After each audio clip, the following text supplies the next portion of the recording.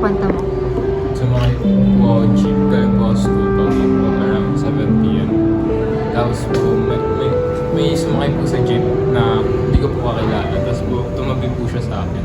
As in tabing-tabi na po. Tapos nung malapit-lapit na po ako sa babaan ko, hinawakan niya po yung legs ko.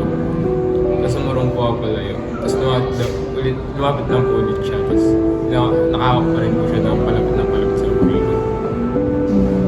Kilala mo? Hindi po. Lalaki po. May ginawa ba yung mga nakakakita or wala? Wala. Hindi po kasi napanood sa Anong ginawa ang pagkatapos? bumaba na po ako agad. Namumukhaan mo ba? Hindi po nakakasa. So hindi mo nireport? Hindi po. Kinanta mo sa mga tao or sa sarili Hindi mo? po sarili lang po. So bakit mo share ngayon? Ano nag-urge sa'yo na magkwento? Na po, parang gusto ko lang po na ma-spread awareness lang po sa mga tao na anytime pwede po nangyari ganyan mga. Alam ng parents mo? Hindi po. Paano po naka-apekto sa'yo? Nakaka-traumatize. Sa paanong paraan? Dahil kahit kailan din po pwede nga po ulit siya mangyari. Natatakot ka na ba ngayon? Tuwing gabi po pag-uwi po ng gabi. Kaya inaagahan ko po uwi. Natatakot ka ba sa mga lalaki lang o sa mga babae rin?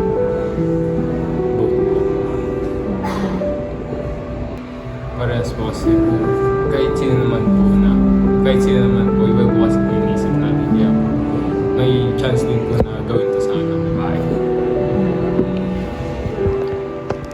Kung ikaw at makakabalik ka, plano mo bang i-report to kung may chance at may Wala din tulong? kung magre-report man po ako kasi hindi din naman po kasi alam yung mukha ng taong yun. Kaya wala din po ako Mga witness?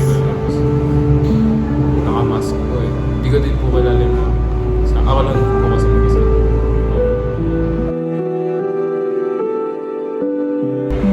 Ano nangyari sa'yo? Pinapuso po ako ng tatay ko. Ano klaseng pag-abos? Physical abuse po. Saan nagsimula? Nagsimula po nung nawalan po siya ng trabaho. Tsaka iwalay na po siya ng nanay ko. Alam ng nanay mo kung ano nangyari? Hindi. Bakit? Hindi na po ako nakakausap. Hindi ko na po siya nakakausap. Dahil? Parang tatakot na po ako kausapin siya kasi parang tinatreat na po ako ng tatay ko pag kinausap ko po siya. May instances ba na dumikit ito sa'yo? Paano po gumito? May nangyari talaga na sobrang lala na hindi mo makalimutan? Opo. Nung isang araw po, nakauwi po ako galing school. Tapos, lasing na po siya. Mga 3:30 po. Tapos po, nung pagka-uwi ko po, pagkapasok ko pa lang po ng bahay, parang nagwawala na po agad siya. Parang iniintay niya lang po siya na makauwi ako para sa akin ilabas yung gamit ko. Tsaka po nung gabi po, pinaalis na po ako sa bahay. So wala pa akong napag-stayan. Yun lang po sa pinsan ko. Ilang taong pa na nangyari to? Mga 13 po. Naka-apekto ba ito sa edukasyon mo? Medyo. Sa social life mo? Opo. Sa paanong paraan? Tatakot na po ako makipag-interact kasi po di ko na po alam kung anong pwede nilang gawin sa akin. Bakit hindi ka kumuha ng tulong? Sa mga otoridad, sa mga mas matanda? Tinatreat po ako ng tatay ko. Pag nalaman niya po may namingi ako ng tulong kahit kanina. Sabi niya po, papatay niya po yung tao na siya. Kinakausap mo pa rin ba siya ngayon? Sino po?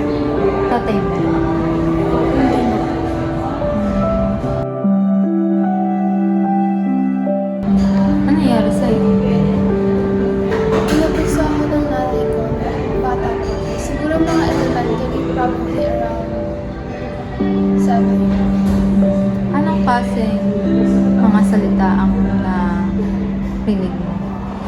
Well, mostly po, mga mura siya. Tapos sinasabihan niya ako na wala akong bata, kahit wala akong ginawa sa kanya. Kahit ginagawa ko naman yung inuutos niya sa akin. Yung tatay mo, was he in the picture? Kaya iniwanan niya po yung nanay at ako. Nabuntis siya. Alam ba ng nanay mo na ganito ang pakiramdam mo towards that? I guess, well, I think along the way, wala na siyang nakasabi. Paano ka naka-apekto sa edukasyon mo? Since nga, lagi ako sinasaktan ng nanay ko with her words, natatakot din ako from my teachers na ganunin din ako. So, medyo nag-fluctuate din yung studies ko kasi natakot ako sobrang. Social life. Yung social life ko, same goes there. Hindi ako makapag-usap sa mga tao ng maayos. Kasi lagi ako natakot sa sasabihin nila sa akin. Would you say you're better? No. Kumuha ka ng tulong? Bakit? I guess, inisip ko lang na hindi siya masyadong seryoso para sa Would this affect you sa future mo? Parang sa trabaho mo? Sa pamilya mo?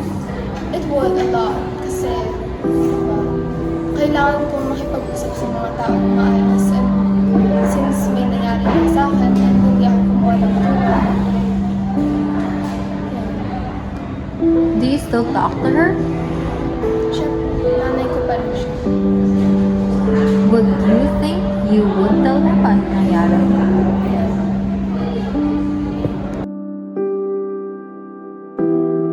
Anong nangyari sa'yo? Sa bahay lang po ako. Umuwi po tatay ko, tapos inabuso po ako. Anong klaseng pag-aabuso?